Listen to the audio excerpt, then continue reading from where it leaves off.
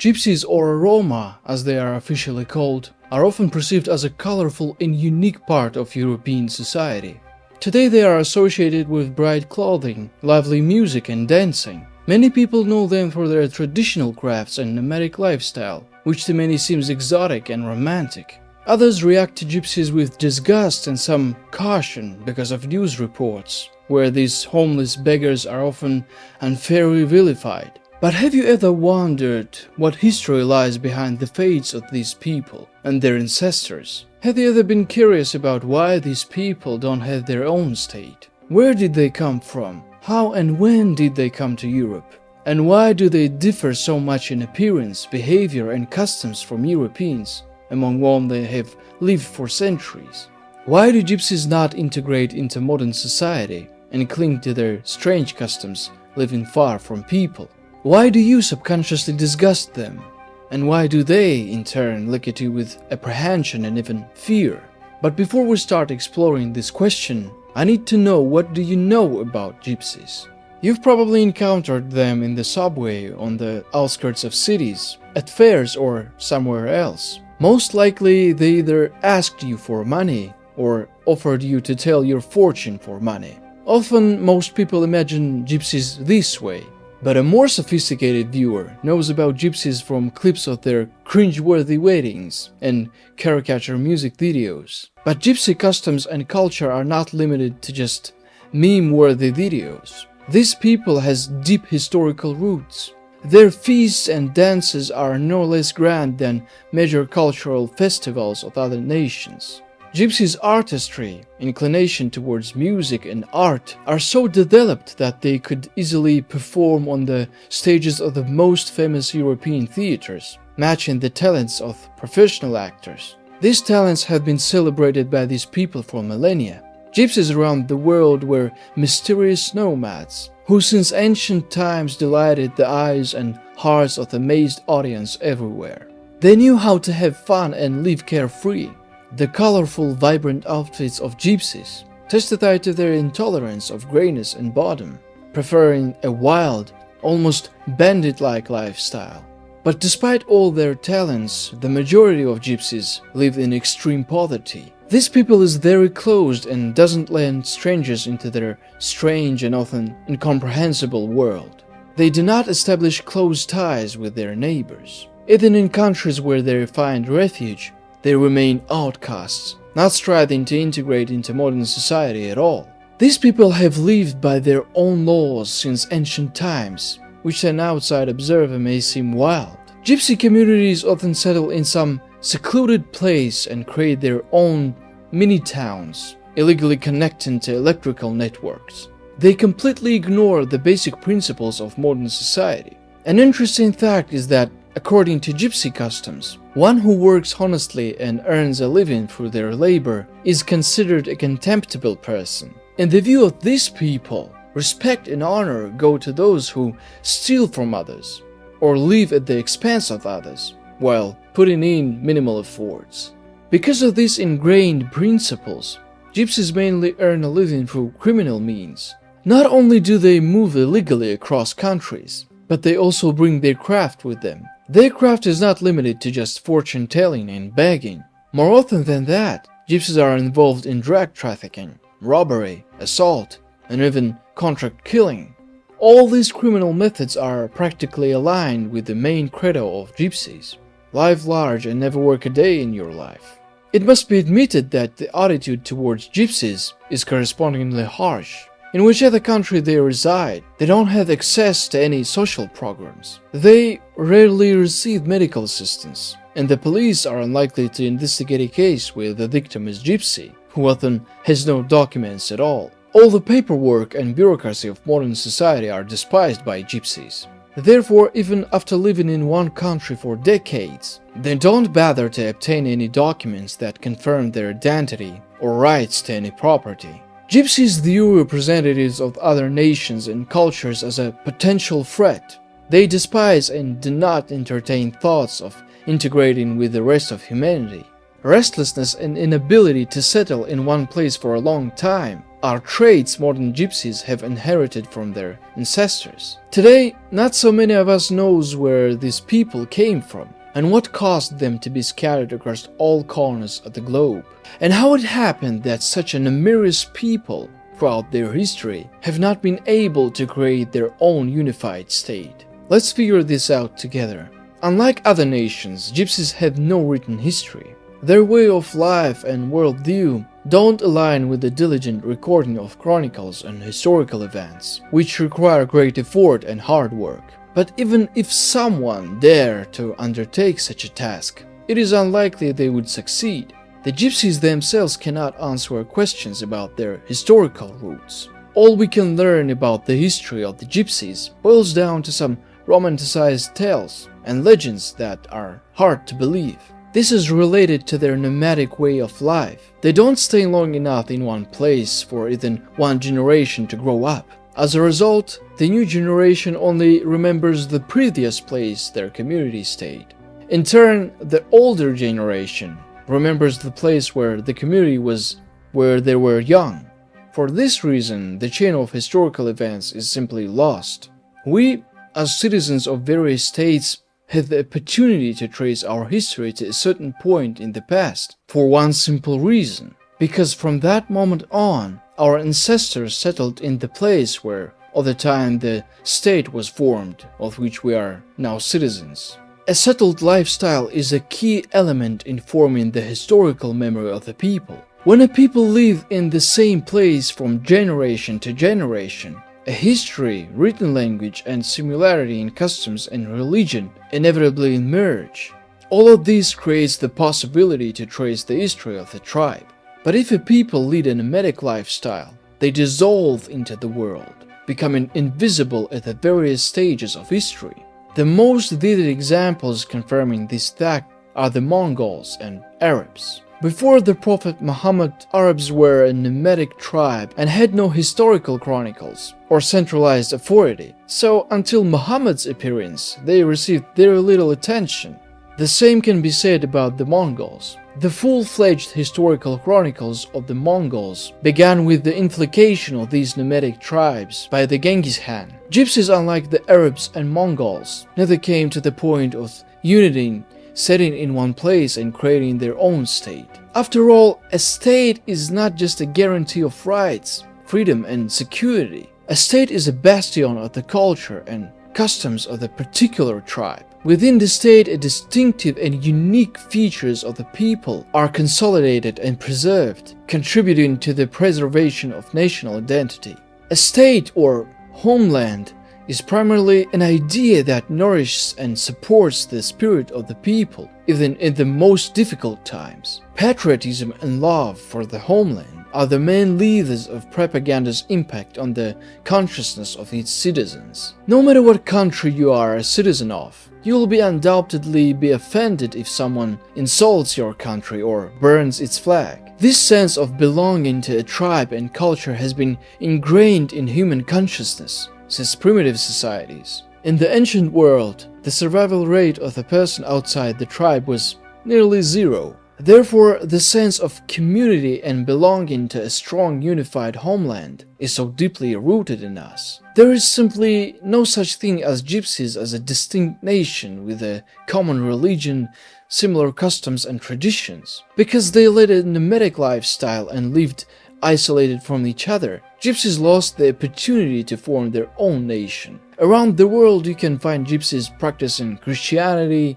Islam, and other religions. Moreover, gypsy camps living in one country can differ significantly from each other. Furthermore, individual groups of gypsies may consider other groups impostors and not call them their kins at all. Due to such a number of differences, the gypsies didn't form a unified culture and customs. It is important to note that there is a small percentage of gypsies who, unlike their nomadic relatives, prefer to lead a settled lifestyle, integrate into society, and earn a living honestly rather than through theft and the sale of illegal substances, as is common among most members of this tribe. These civilized gypsies are considered renegades among traditional gypsies, seen as betraying the main principle of the gypsy people called Romani Pan. Romanipan is a kind of unwritten code of conduct for nomadic tribes, which includes the principles of us versus them.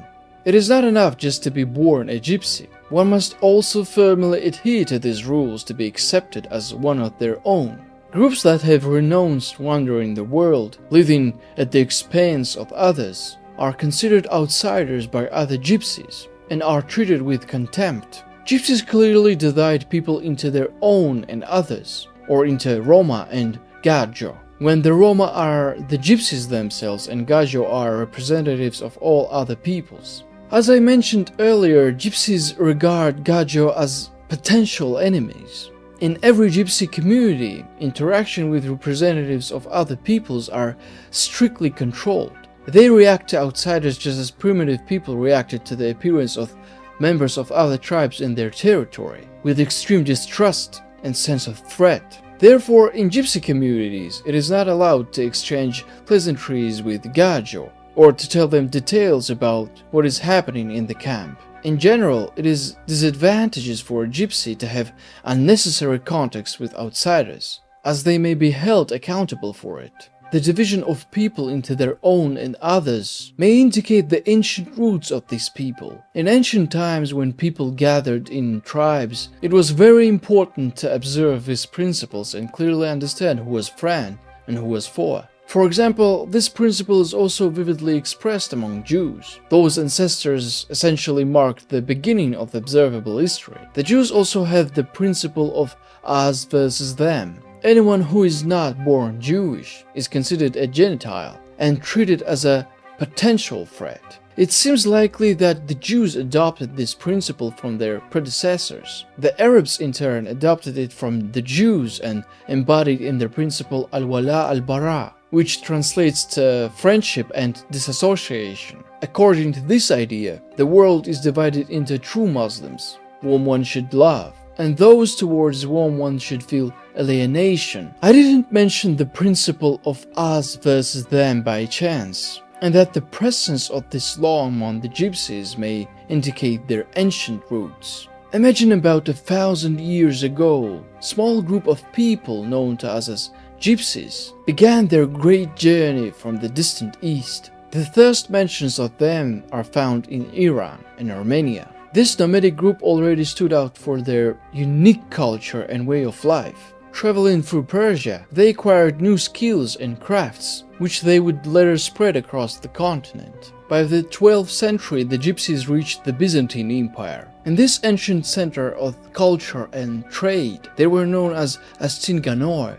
Interestingly, some Byzantine chronicles describe the Gypsies as skilled fortune tellers and healers, capable of curing diseases and predicting the future. The Byzantines were fascinated by their mysterious rituals and mystical practices. Despite this, the Gypsies remained on the periphery of society, living separately and following their own traditions. By the 14th century, the Gypsies began arriving in Western Europe.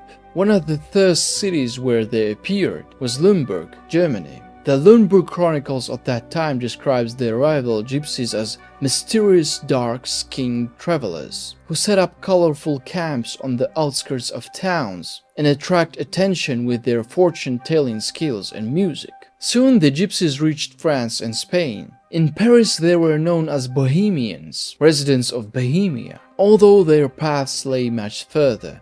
French chronicles describes them as skilled blacksmiths who could repair any metal items. In Spain, the Gypsies found a place among local artisans and traders. They brought elements of their music and dance, which over time integrated into Spanish culture, particularly influencing flamenco. By the 15th century, the Gypsies had spread widely across Europe. They arrived in England and in Scotland. English chronicles of that time often describes the Gypsies as Egyptians, mistakenly believing that they came from Egypt. In Scotland, Gypsies became known for their fairs, where they showcased acrobatic performances, traded coppered goods, and told fortunes. The Gypsies arrived in Scandinavian countries somewhat later. In Sweden and Norway, they faced harsh climatic conditions, but this didn't prevent them from continuing their nomadic lifestyle. Scandinavian legends often mention Gypsies as mysterious travelers possessing magical knowledge. Until the Middle Ages, there are no mentions of gypsies in any writings or texts. If this people is mentioned somewhere in the ancient writings, it is certainly not under the name familiar to us. Therefore, it was impossible to trace their origin before their migration to Europe. But as often happens, the truth began to emerge thanks to a coincidence. In the early 18th century, a student named Istvan Waal was studying linguistics at Leiden University in the Netherlands. One day he heard three students from India talking among themselves. Their language seemed surprisingly familiar to him. Istvan Waal was Hungarian and had heard the Gypsies' conversation in his village since childhood. He immediately noticed that many words in the speech of the Indian students resembles those he had heard from the Gypsies. Thus he decided to approach the students and start a conversation to test his hypothesis. He found out that the language of the Indian students indeed had much in common with the language of the Gypsies. They exchanged several words and phrases, and it turned out that their meanings matched. This discovery surprised and intrigued Dali. He continued his study and recorded many words that were similar between the two languages. He shared his discovery with professors of Leiden University. They decided to conduct a deeper investigation and compared the languages. This was the beginning of a long path of scientific research, which later confirmed that the Romani language indeed originates from the Indo-Aryan language group. Valley didn't stop there. His work inspired other linguists to further research. As a result, they discovered many words, grammatic forms, and syntactic structures that clearly indicated the Indian origin of the Romani language. Subsequent studies showed that not only the language but also cultural elements of the Gypsies had Indian roots. Music, dance, customs all pointed to deep historical connection with India.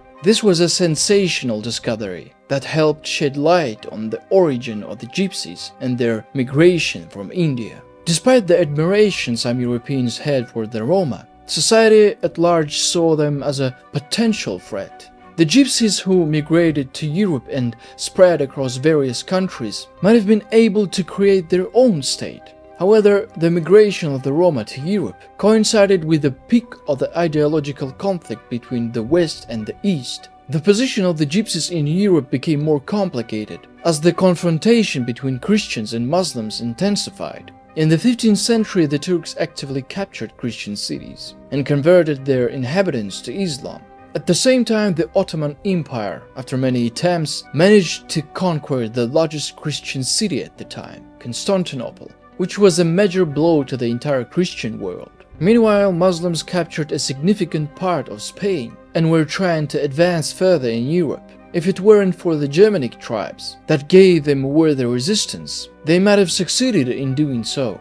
At the same time, the news from Far East spoke of countless armies of Mongols, who, like their predecessors, the Huns, were preparing to devastate Europe. Europeans found themselves pressed from all sides. Xenophobia increased in society, and anyone who looked like a person from the East evoked fear, apprehension, and represented a threat in the eyes of Europeans. Unfortunately for the Gypsies, their appearance, unfamiliar to Europeans, aroused distrust and intolerance. Visually, the Gypsies resembled the Turks more than the Europeans, evoking associations with the Eastern enemies. Persecution and harassments were not long in coming. Soon laws were passed that prohibited Gypsies from entering major cities, fearing that they may be foreign agents and preachers of the Saracen religion. Understanding the fears and suspicions that European people had towards them, the Gypsies adapted. They came up with a brilliant idea. According to this legend, they were not just wandering from city to city, but were visiting Christian shrines throughout Europe. This trick worked, and thus the Roma managed to avoid the first wave of persecutions. However, soon a split occurred in the European Church, resulting in all shrines belonging to the Pope, while the dominant part of the population converted to Protestantism and harbored a general disdain for both the Catholic Church and its supreme priests. The Gypsies' legend of visiting holy places lost its relevance, since citizens of European countries hated those who supported the Pope, and visiting the holy places was equaled with sympathy for the Catholic Church. The Gypsies again found themselves in a difficult situation. which was aggravated by European religious intolerance, not only towards Muslims and those who resembled them, but also towards the Catholic Church itself, from which they were massively turning away and becoming Protestants. Medieval Europe was a world where any strangers were viewed with suspicion. Gypsies, with their exotic appearance, language and way of life, seemed alien and dangerous to Europeans. Ignorance bred fear, and fear bred aggression. In the era when the church played a central role in people's lives, gypsies were perceived as heretics and pagans. Their predictions and magical rituals were considered witchcraft, and their wandering lifestyle were seen as sinful. Moreover, gypsies were engaged in crafts and trade, competing with the local artisans. Their skills in blacksmithing, music and entertainment aroused envy and dissatisfaction among the local population. Gypsies caused discomfort to the settled Europeans with their nomadic lifestyle. All these factors, as well as the fact that gypsies were already actively engaged in criminal activities, led to tragic consequences for them. By the 15th century, many cities and countries began passing laws that prohibited the presence of the gypsies on their territories. In Spain, King Ferdinand and Queen Isabella issued a decree banning gypsies from staying in Spain.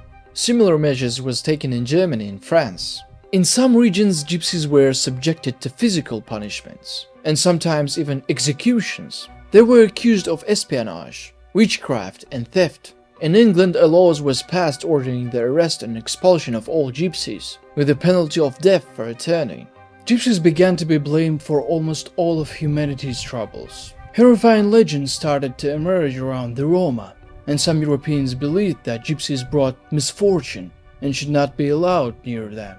Because of these prejudices, gypsies were often blamed for crimes they didn't commit. Stereotypes about gypsies as thieves and swindlers became entrenched in the consciousness of Europeans and were actively supported by authorities. The Roma lost the opportunity to earn a living through trade. Begging, which was seen by Catholics as an act of penance, became despised by society with the advent of Protestantism. Repression grew harsher each time. Gypsies were expelled from cities and countries, often without the possibility of returning. Their camps were ravaged, their property confiscated, and the gypsies themselves were forced to flee in search of refuge. They were subjected to brutal punishments for violating laws regarding their nomadic lifestyle. This often ended in public execution to intimidate other gypsies and the local population. The authorities of European countries passed laws that restricted the rights of gypsies and made their lives unbearable. They couldn't move freely, engage in their crafts, or integrate into society. The church in turn actively supported negative stereotypes of gypsies as sorcerers and heretics. They were subjected to the Inquisition, torture, and demonstrative burning at the stake. One of the cruelest and most humiliating forms of persecution was branding. This barbaric practice aimed not only to punish, but also to publicly humiliate and identify gypsies, making them targets for violence and discrimination. Branding typically involved marking a gypsy's body with a specific sign or later using a hot iron. These marks were often placed on visible areas such as the face, hands, or shoulders, so that they could be easily seen. For example, in France in 15th century, a decree was issued stating that all men and women who are found as vagrants and gypsies should be branded with a hot iron with the letter G on their left shoulder, so that they can be easily identified. Gypsies were captured, branded, and forcibly turned into lifelong slaves. Gypsy slaves had no rights. They were considered the property of their owners and couldn't marry or have children without their master's permission. The laws regulating slavery was harsh and ruthless, providing for severe punishment for attempted escape. The lives of gypsy slaves was extremely harsh. They worked from early morning until late at night, performing the heaviest and dirtiest work. Their working and living conditions were appalling. They lived in poor huts, often suffered from malnutrition and disease. Slave owners had complete control over their lives, could sell, trade, or punish them at their discretion.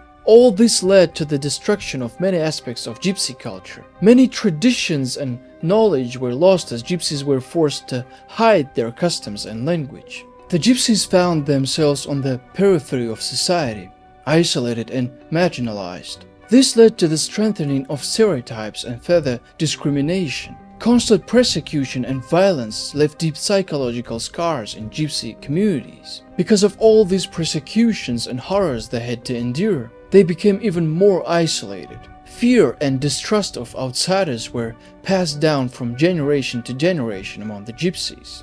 Persecutions forced the Gypsies to continue their nomadic lifestyle, avoiding places where they could be subjected to repression, thereby becoming even more divided and scattered around the world. The antipathy of Gypsies towards all of humanity formed precisely in the Middle Ages. This attitude towards the world was the Roma's response to the oppression, xenophobia, and discrimination from Europeans. In the Middle Ages, where a person's origin and national identity played a key role in life, Gypsies were perceived as the lowest stratum of society. Scarcity, poverty, carelessness, and dubious reputation exacerbated the already declining position of fragmented community. So why didn't Gypsies leave Europe and create their own state?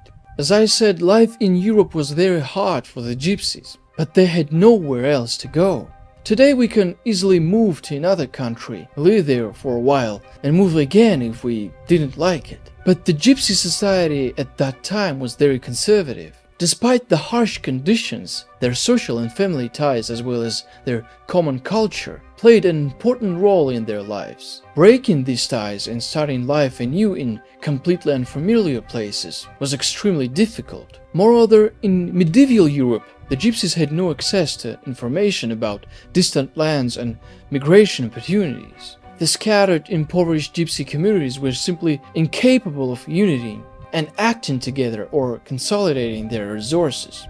In such conditions, it was simply impossible for the Gypsies to create their own state. On one hand, European countries sought to eradicate these people or use them as cheap labor. On the other hand, Gypsies, due to their national and cultural characteristics, didn't consider the possibility of unity into a single force and creating institutions of power. Even if they wanted to do something familiar, their social status, constant flight from persecution, confiscation of property, and enslavement wouldn't have allowed them to implement these plans.